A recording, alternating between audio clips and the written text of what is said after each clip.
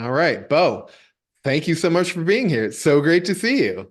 I love when two brokers get together It's and talk, great. talk shop, brother. It's always my favorite podcast. Yeah, we're gonna have a great time today. I had Reed on the podcast, I think yesterday. Reed Oh Beck. yeah, yeah. He's my So other favorite brother from another state. Like awesome, good stuff. yeah, he's a good dude. I know who you are, but if you could maybe give the audience a little bit of background on who you are, what you do, and how you got here.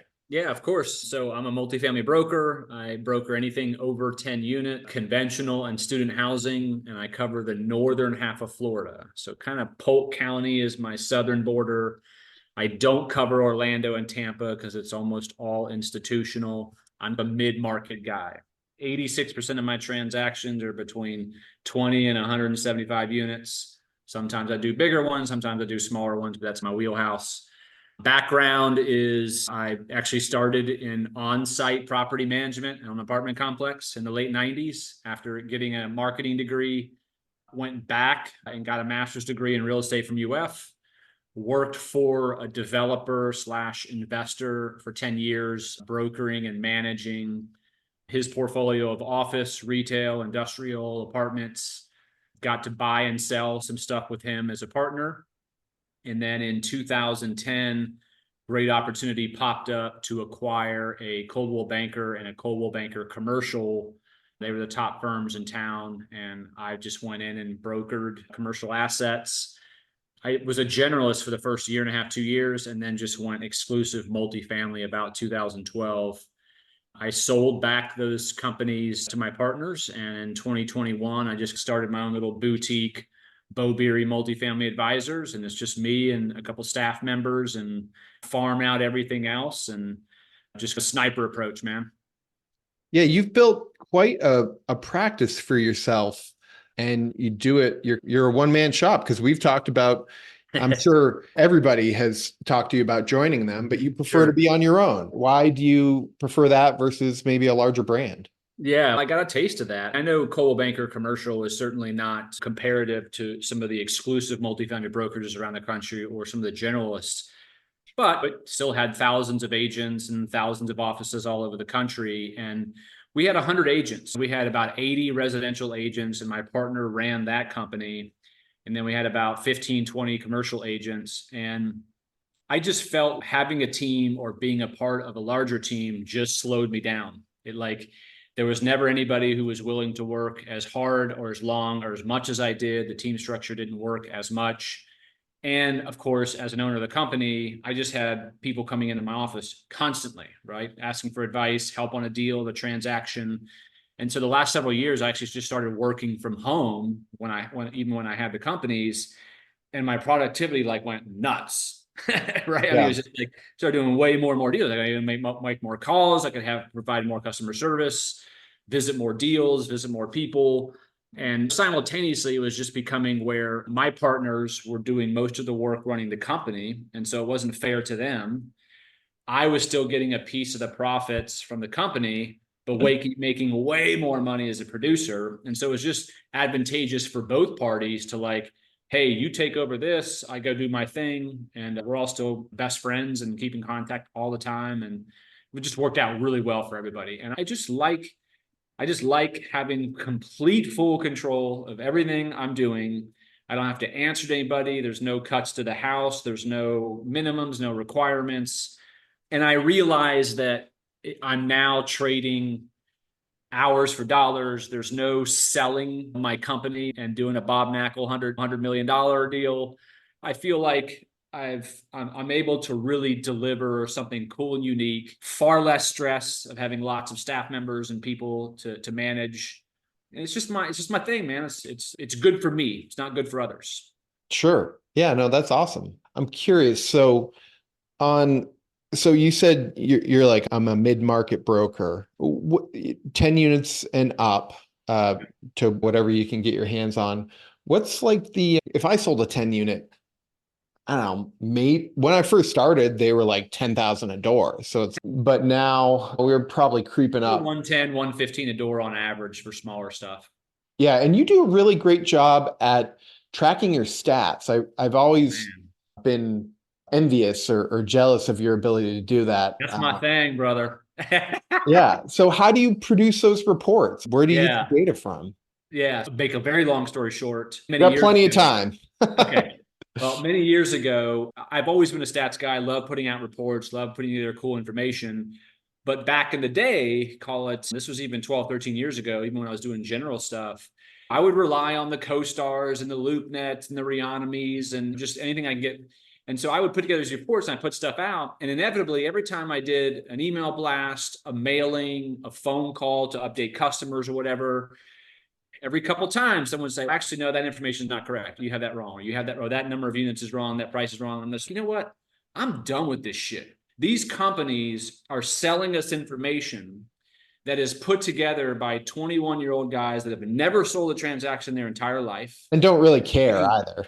They don't care. They're just making phone calls to owners who don't want to hear from them, who give them bad information, oftentimes on purpose.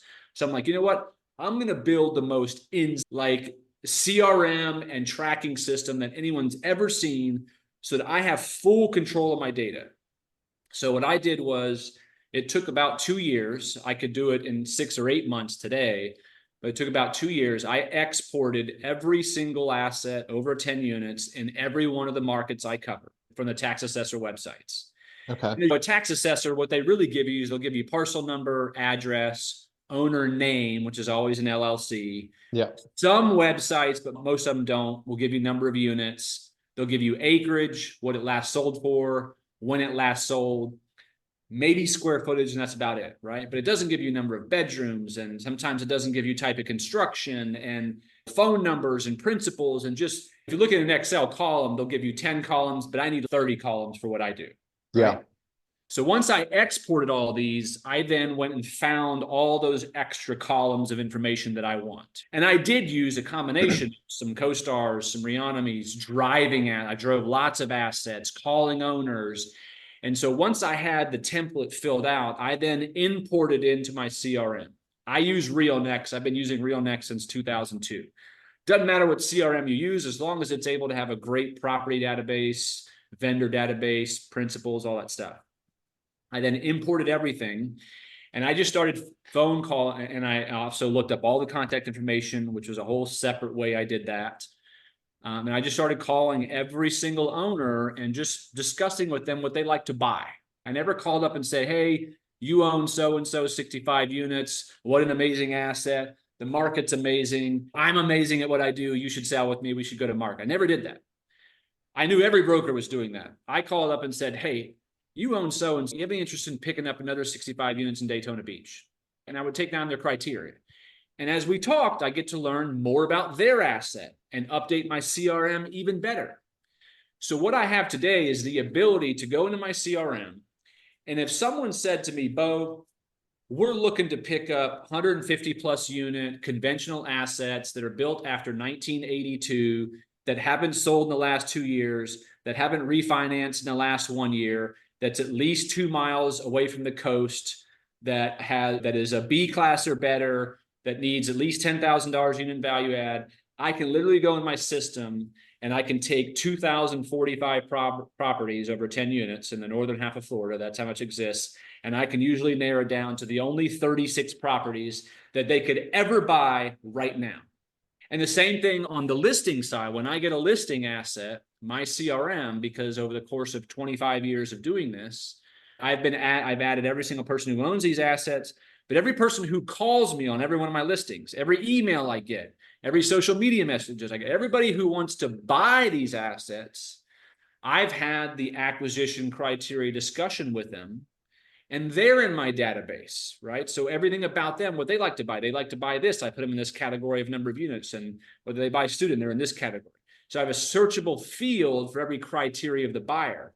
So when I get a listing for 125 units, instead of email blasting the 22,000 people like everybody does, so now you're email blasting a 27 unit deal to a guy who only buys 200 plus unit student housing, you Right. start to become white noise in that person's inbox.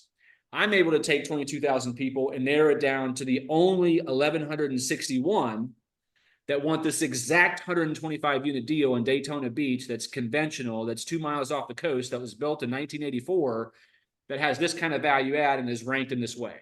And I'm able to craft a marketing message for this specific asset in a way in which when they get in the inbox, they see Beau Beery, first of all, in the inbox, they're like, I got to look at this because Beau knows my shit. I always look at your emails. So it's, but I have to do it this way because I'm going against bigger shops. In the entire northern half of Florida, I know of only 3 independents. There's me, Joe LaFleur, and Jamie May. Jamie May is at a whole different level. He does a whole Yeah. lot of institutional stuff. Me and Joe LaFleur are very similar. He carries or covers Central Florida and some of North Florida. I'm the only one that's independent. So I have to do things differently. I have to think like a sniper, like a SEAL team member in order to compete. And the way I do that is my data. I love that. I love that approach. So aside from address and unit count, when you may or may not be able to get that from the auditor, what are the other pieces of data that you're focusing on? Yep. I'm pulling that up right now. So the way my system is set up is I like to cover, let me pull up a good example here. Yeah, this one's probably good. So I personally rank every single asset, How right? do you So do I rank that? them.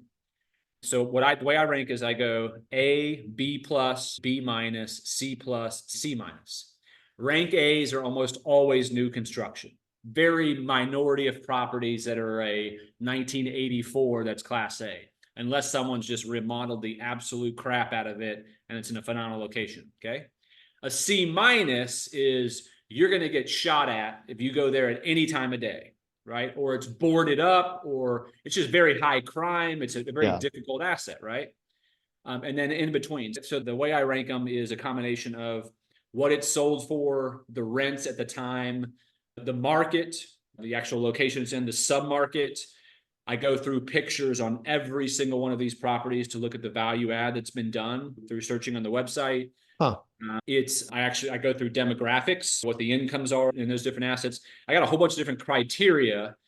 These days I've become so good at it, I just know the asset already, right? Sure. Like oftentimes I know what the asset is, and I'll verify a few things and then I'll self-rank it. And that allows me so that if I sell something for someone who has now like 20 days left and they have a 1031 exchange, I don't typically like to work with buyers, but if they got 20 days left and they hired me to sell something and I sold it for them, I'll work on that. So instead of just doing email blasts to 2,045 owners, I can now narrow it down by rankings even and get those. So I track rankings, whether it's market rate, student housing, affordable housing, the actual market it's in. Obviously I have parcel numbers. I do building sizes, acreage, beds, units, number of stories, building status, whether it's an existing asset, whether it's under construction, whether it's proposed, Hmm. track the years built, the transaction price, what it last sold for, price per unit, the debt, when the debt's coming up, and that's it on the asset side. When you think about stash, that number of categories, whatever that was, let's say that was 15 categories.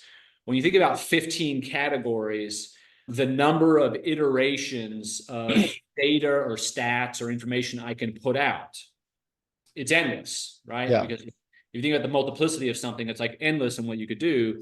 But it also allows me to really get stealthy on concentrating on one specific customer or client or ask because of how much I track. But the most important thing of tracking all this information is it gives me phenomenal predictive analytics. So what I spend most of my time doing is trying to predict before another broker or another buyer which asset's going to sell next based on a whole bunch of intersecting things. So I track what's the average hold time of assets. And I track obviously when the loans are coming up, which a lot of brokers do. I track specific types of owners. I track syndications, mom and pops, REITs. What are the average hold times of those guys, right? And I'm wrong the vast majority of time, but it allows me to enter dates into the future based on Oh, predictions I made in the past on when this person may be selling. Now, they're part of my drip marketing program anyway. They're getting calls from me anyway, but I set dates in place on when I think it's going to sell. And when that date comes up, I look at my data again. Does this jive? Does this work?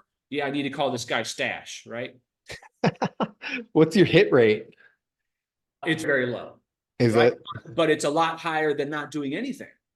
Sure. Yeah. The way it works now is you've got 1,000 people in your database and you just call through them and It's hope you about get five and a half touch. percent. It's about 5.5% on my predictive stuff. Okay.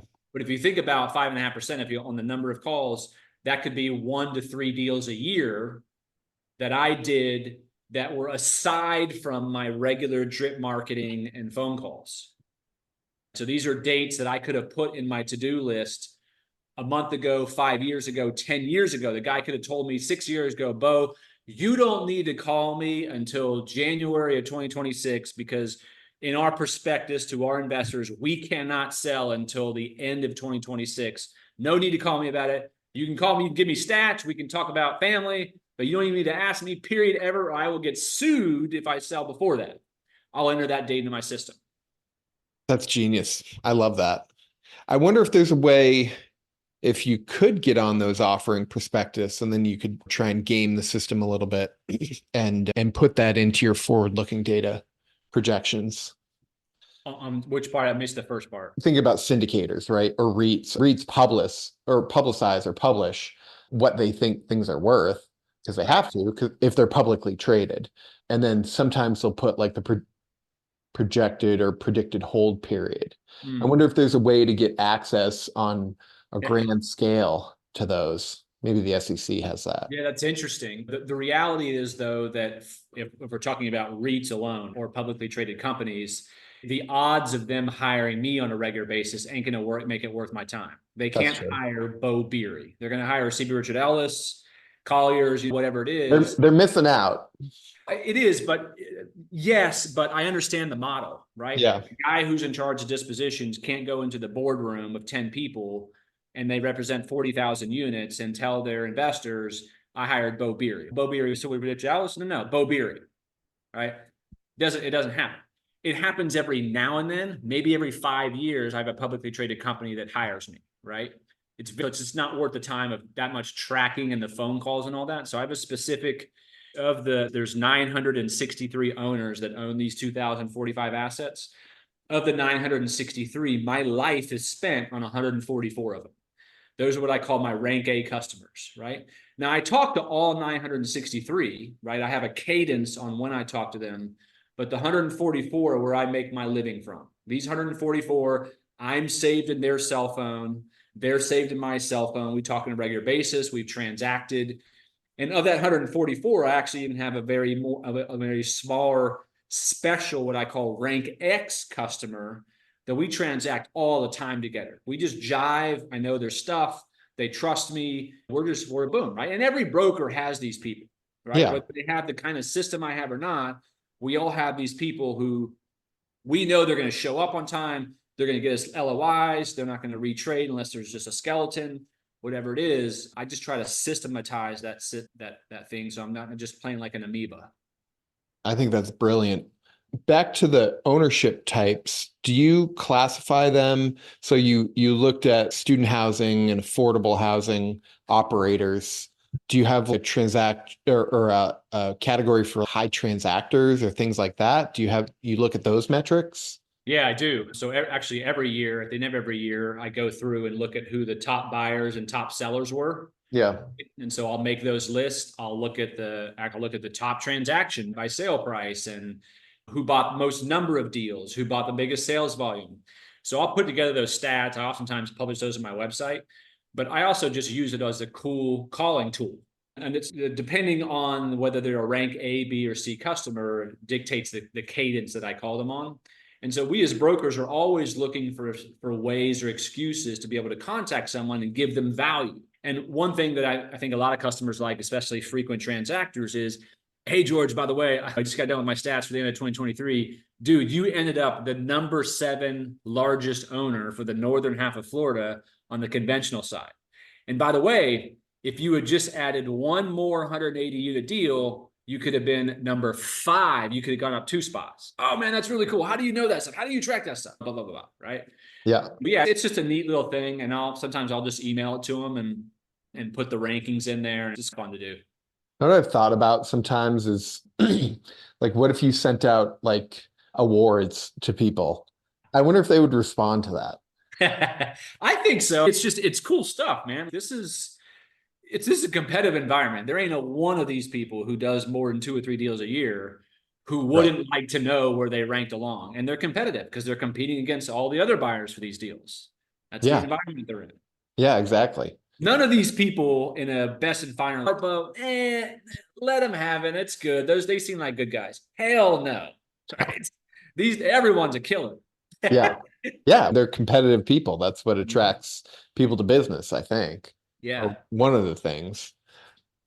So you do a lot on social media. You Mm, do, can you talk to me a little bit more about that? How has it, where'd you get started? How's it evolved? And yeah. are you seeing returns on it? Dash, let me tell you, man, I had this epiphany. I was in my garage over the weekend and I'm like, you know what?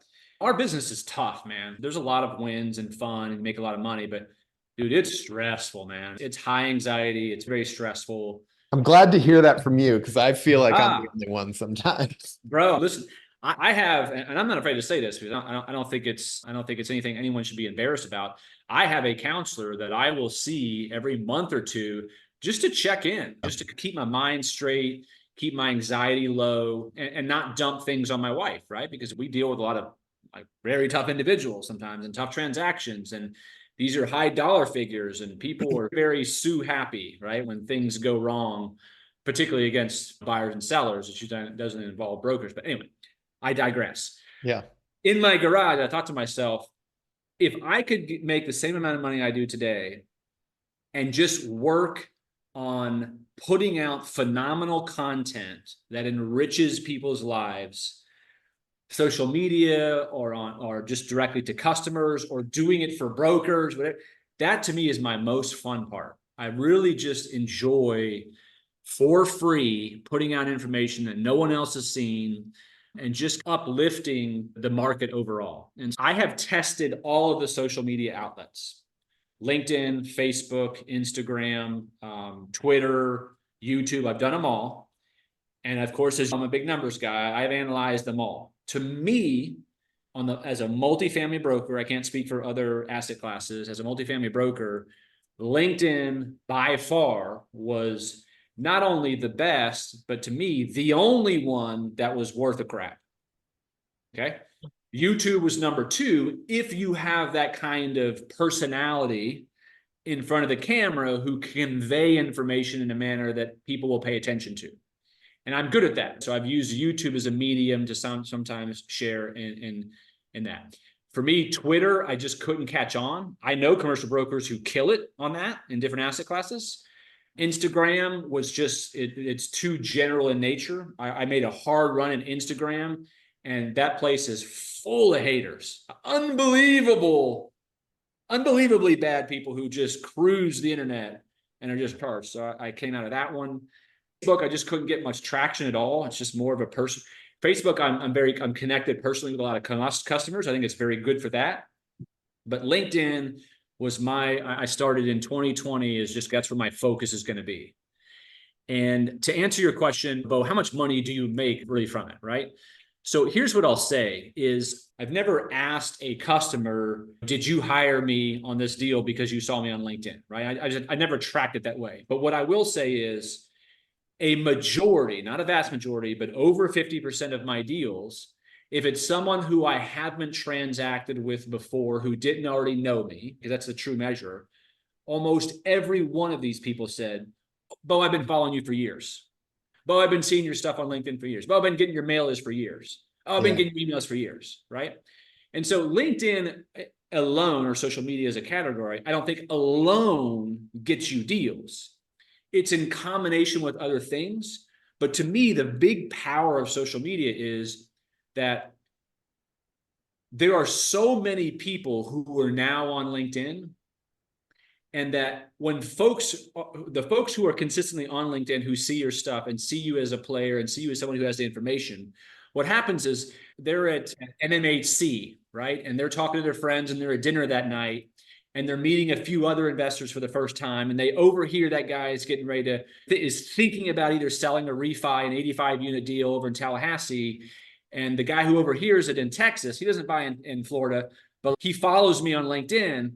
So he says, yo, I just heard you talking about Florida and you're thinking about doing a sale or refi, if you go to sell, I don't know if you follow this guy. There's this guy, Beery or Boo Beery or whatever it is. You Yeah. should really look him up. And that's how this shit happens. It's at meetings, it's at conventions, it's at socials, it's at philanthropy events, but this stuff spreads. And I have 17 or 18,000 followers. I want to be at 30,000 by the end of the year, not because I want to build up and feel like, oh, I have all these followers, like I'm some Instagram kid. It's because it's freaking powerful, Yeah. right? It is showing that you're an expert in this field by demonstrating the stats that you cover, the sales you've done, the testimonials people have given you. It's a very small world, Stash. I just told you there's only 962 individuals, REITs, national syndications in the world that own every apartment complex over 10 units in the northern half of Florida, which is one of the top 3 states in the country. There's only 412 people in the world that own all the ones over 100 units. That's it, right? And how many of those 411 are on LinkedIn on a regular basis? Probably at least 100 or 150, somewhere in there, right? Yeah. These people know each other. They run into each other at conventions. They compete against each other for deals. And so almost every one of my deals, someone has seen me, follow me, or whatever. My goal in life is whenever I make a phone call to a new customer, okay? Let's say a guy in Ohio owns 6,000 units and he just bought his first complex in Florida, right?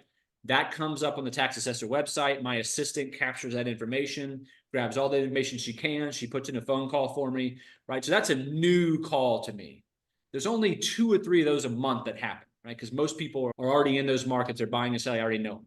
But when I reach out to the guy, my goal in life, every one of my phone calls with my coach, our goal is before I've finished my introduction on the phone call, hey, Stash, my name is Beau Beery. I see you just bought so-and-so here in Florida.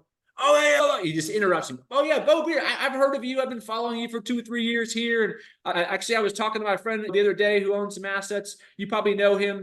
Oh, yeah, I know Stash. That's what I want, right? We're trying to build a household name through various ways, right? Social media, letters, phone calls, all this stuff. So there is no more cold call, right? You're just known. I love it. I've got a number of photos that rotate on my desktop, but one of them is work until you no longer have to introduce yourself. And that's exactly what you've just done, or what And you've social media articulated. has been a huge component of that. It's a really big deal. So I'm a big proponent. That's awesome. Given all the success you've had and the length of By the time. way, let me interrupt you one time. I'm Yeah. sorry. This is important.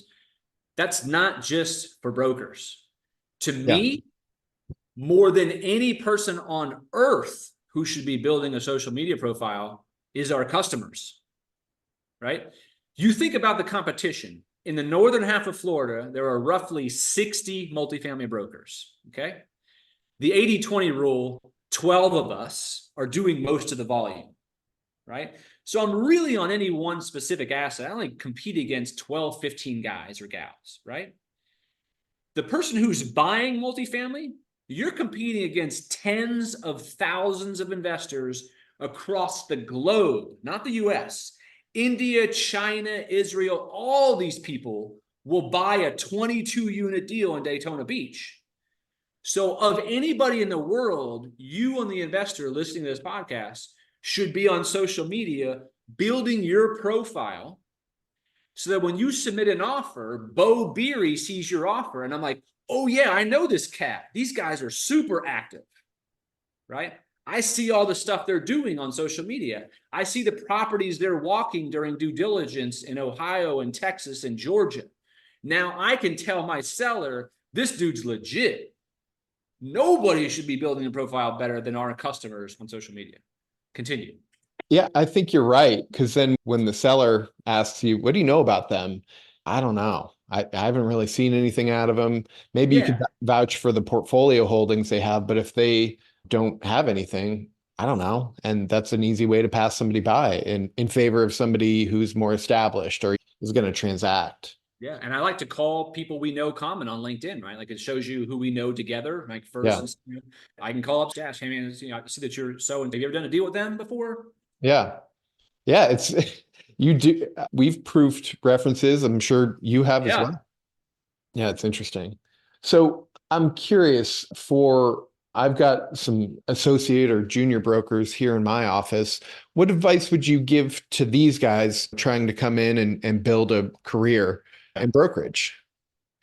Love it. So for the first time since I've done my little boutique company, I brought on a junior, and I vowed to never do that. However, I've known this guy since he was 8 or 9 years old. He was actually my driver for several years.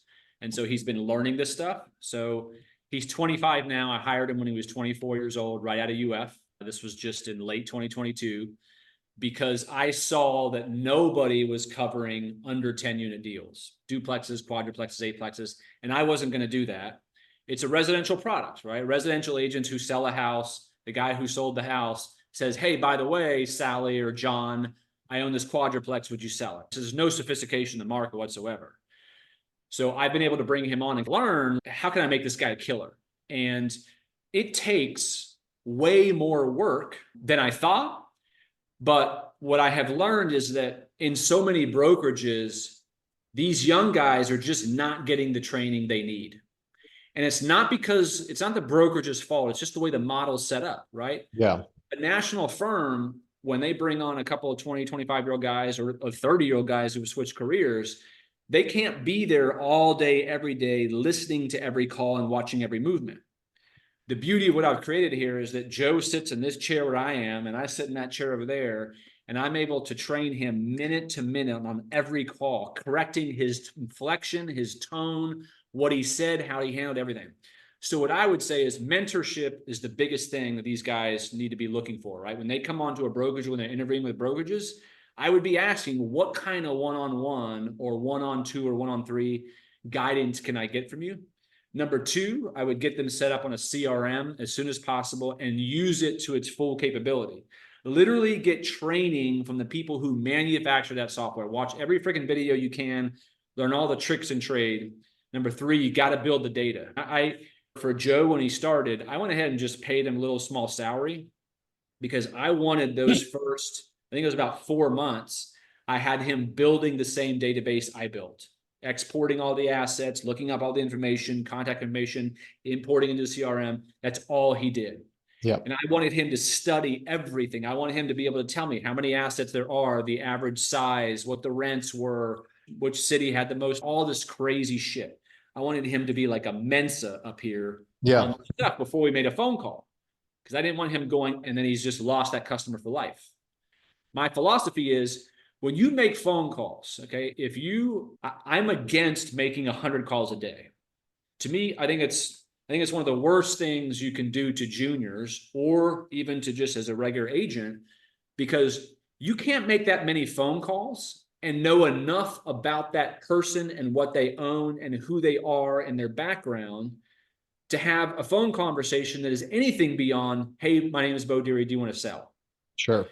We only make 3 to 4 calls a day. I do. Joe, I cap him at 5 calls a day because before we make a phone call, I have him look up all their social media accounts. I want to know what their background pictures are. I want to know what they look like, how old they are, sex, all that stuff, who we're friends with together on LinkedIn, what they post about.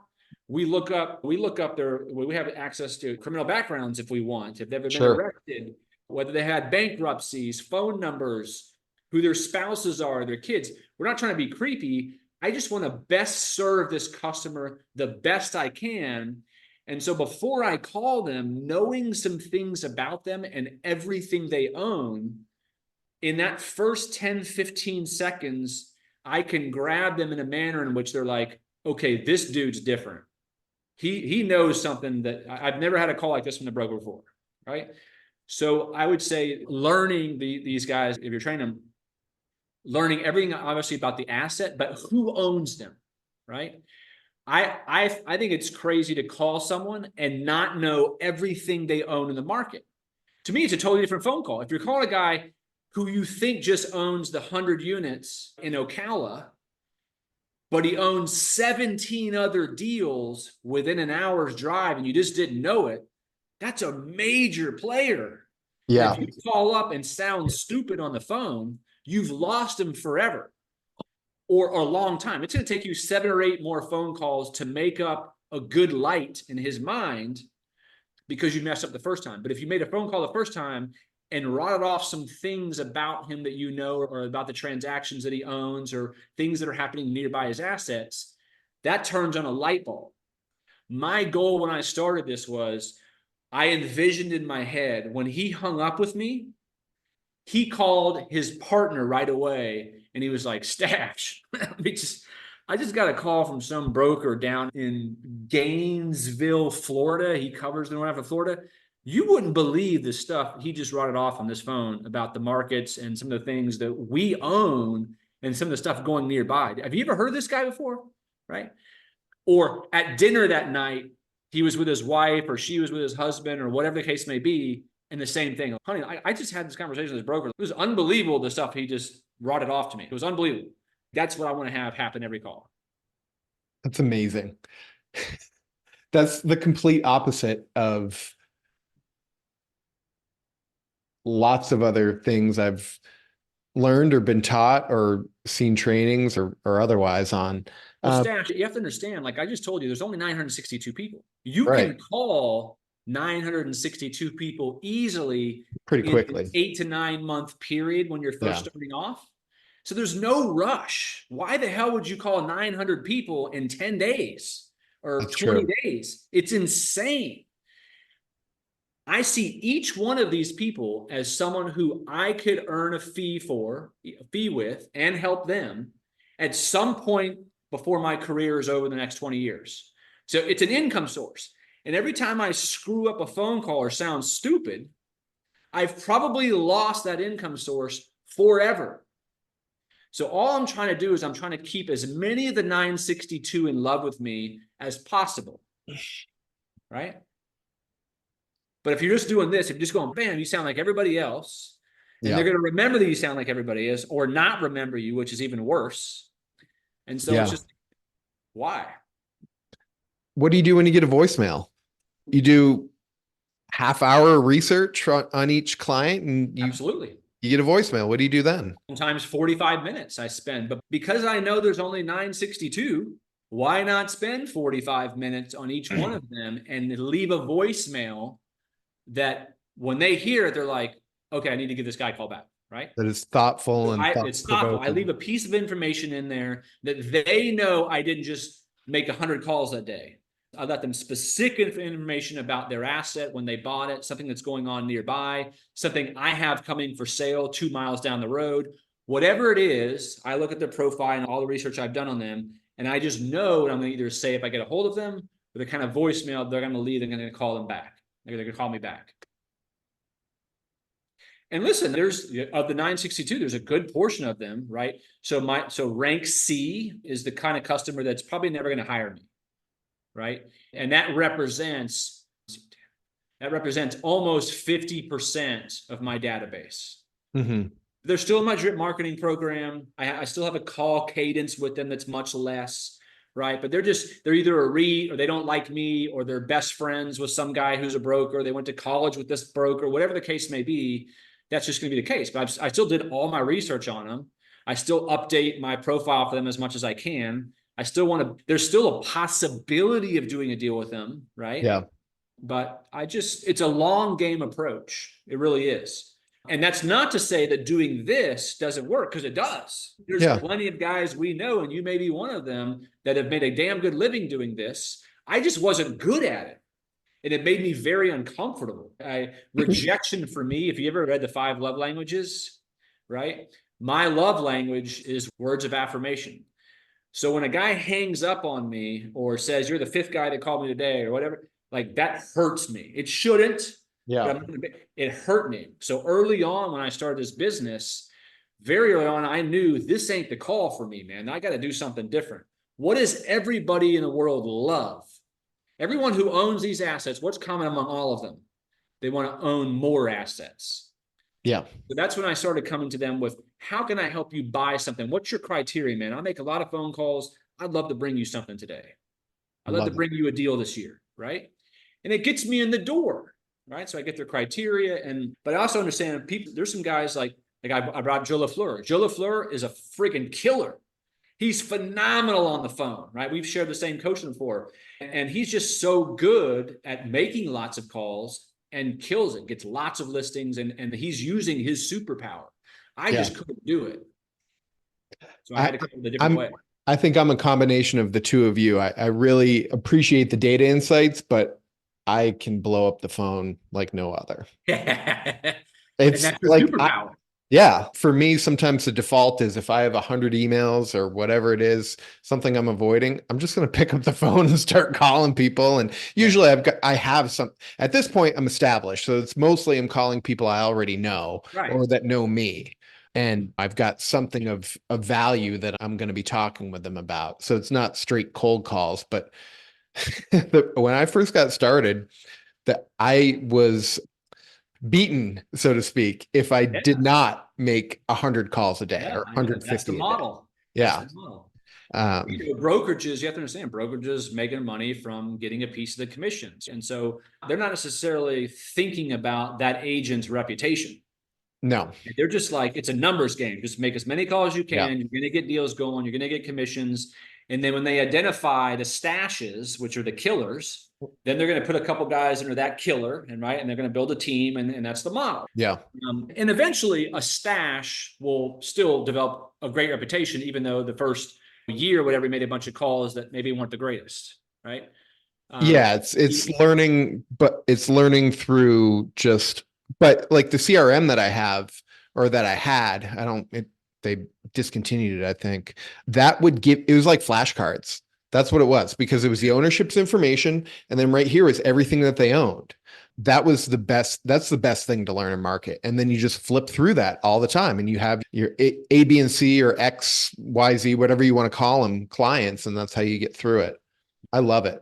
But yeah, that encyclopedic knowledge of not only I got the properties down, but I think you definitely have me beat on the people, that that aspect of it. So cheers to you.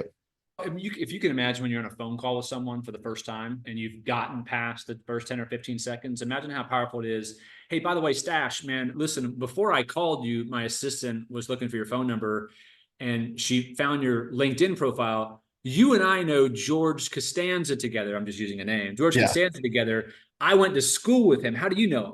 Oh, I know George, blah, blah, blah. Boom. Game over, right?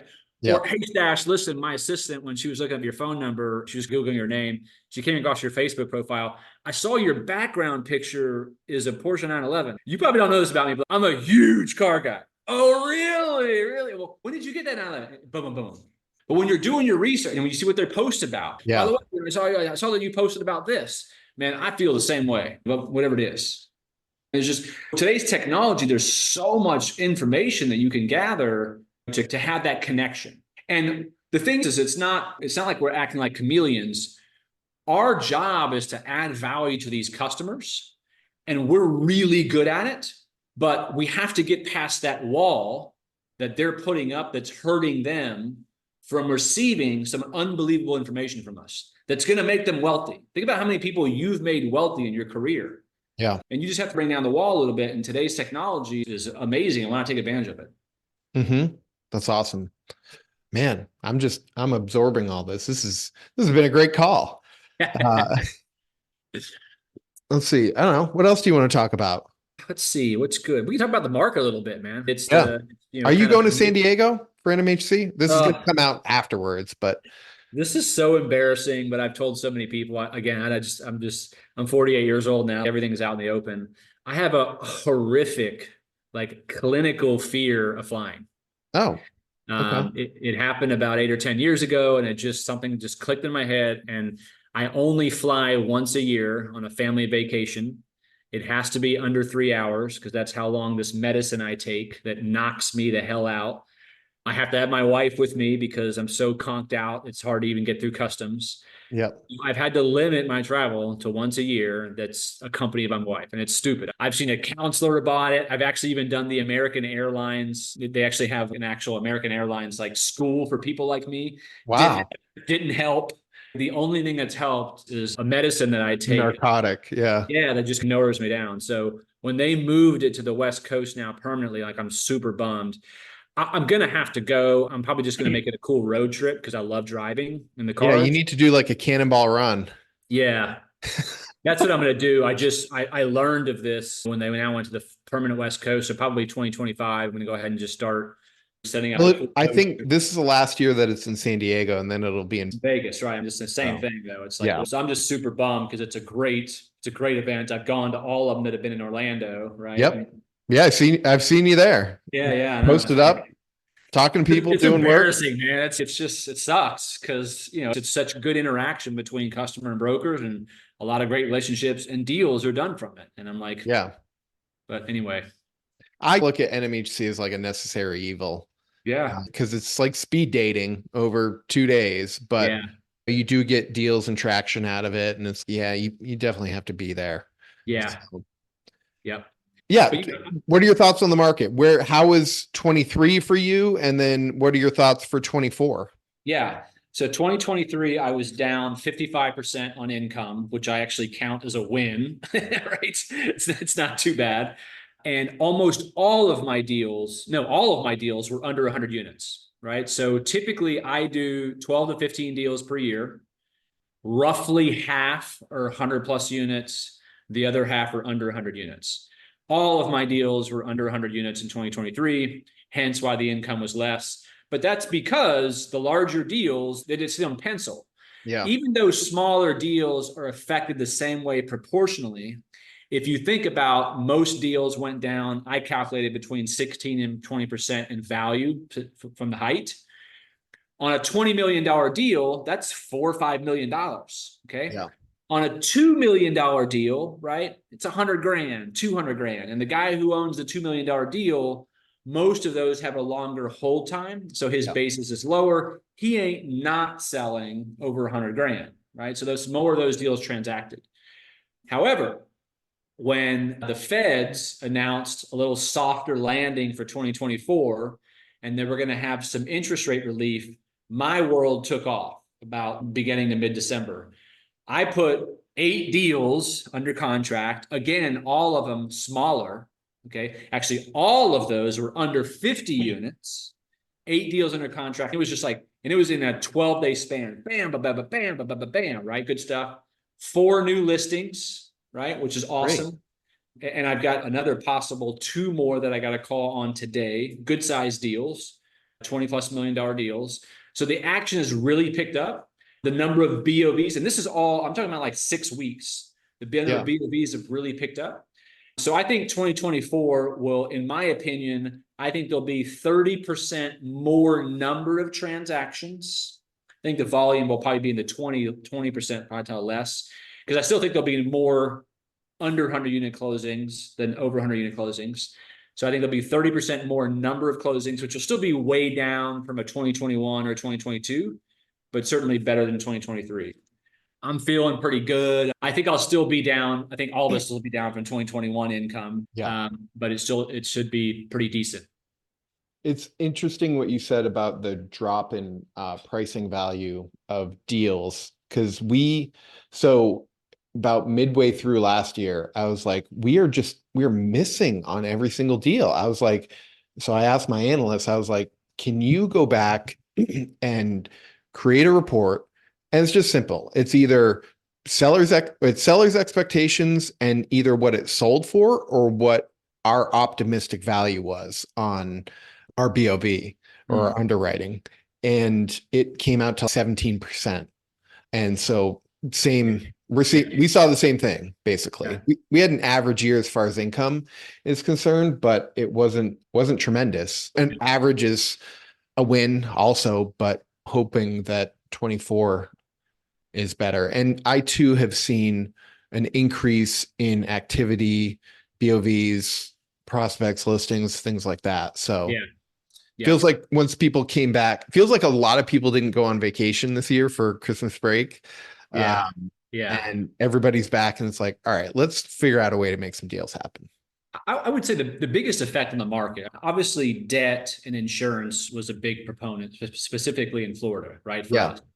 And that's caused a lot of it. But the kind of the bigger effect on value, if you're looking at it numerically, was the effect of those two components on the mood towards market rents. Okay. Specifically, what I'm saying is if you and I are underwriting a deal in early 2022, if a seller needed $25 million, okay, we would go out and find market rent comps that showed $1,800 a month rents, even though his in place was $1,500. And we'd go and find 9 rent comps and we Yeah. put that in our package. And that was the market rent that we sold. And everybody went for it and they bought it. And by the way, most of them would get the $1,800 pretty soon, right? Because the market's still good. So it worked out. Then after about 3 or 4, maybe 5 rate hikes, okay, then everyone was saying like, Beau, we ain't believing $1,800 market rents, okay? If you've got 150 units, if you've gotten 30 or 40 units that you've gotten 1,800 on, we'll use that. Otherwise, we're going to use whatever, 1,600, 1,650, right? Yeah. Then once all the interest rate hikes were in place, 7 or 8 deep, okay, when we're now borrowing at 7 to 8% several weeks ago, then it was, yeah, no. If your in-place rent is $1,500 a month, I may use a market rent of $1,550, maybe $1,600 if you've got places right next door.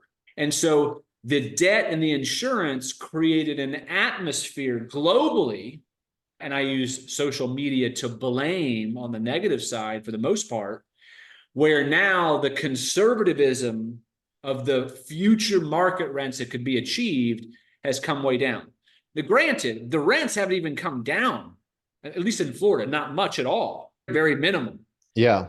So the rent comps, those 9 rent comps are still there. Right. They never I went still do anywhere. believe you're going to get the $1,800, but when the mood of the market is such where now everyone expects to buy something almost off of a T12 with a very minimal bump on market rents, that's where we have problems. Yeah.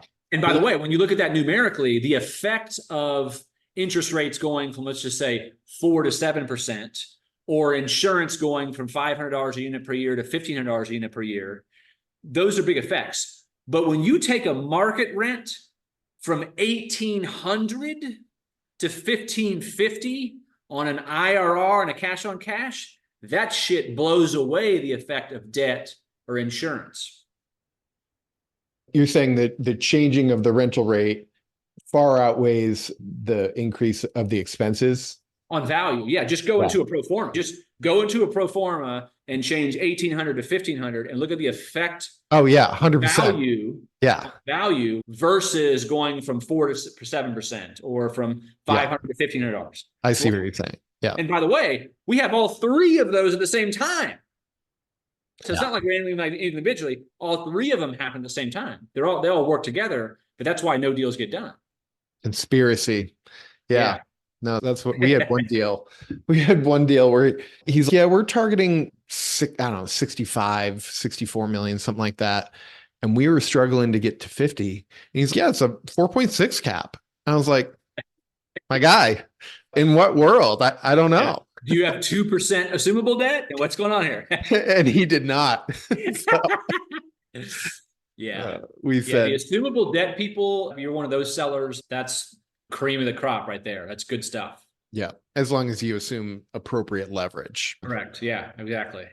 Yeah. The problem is there's usually just such a huge delta, right? Yeah. Loan to value becomes pretty wild. Yeah. Beau, this has been awesome. Thank you so much for your time and generosity with your thoughts. I really appreciate it. These are my favorite ones, man, with another broker. It's great. It's wonderful. I've got your social media page. I'll make sure I push it out when I post it and all that. But what's the best way to get in touch with you? Yeah, 3 ways. Number 1, my website is beaubeery.com, BeauBery. My contact information is on there. But the reason you want to visit that, whether you invest in Florida or not, I want you to go to the resources button at the top of my page, and then all the markets I cover will be there.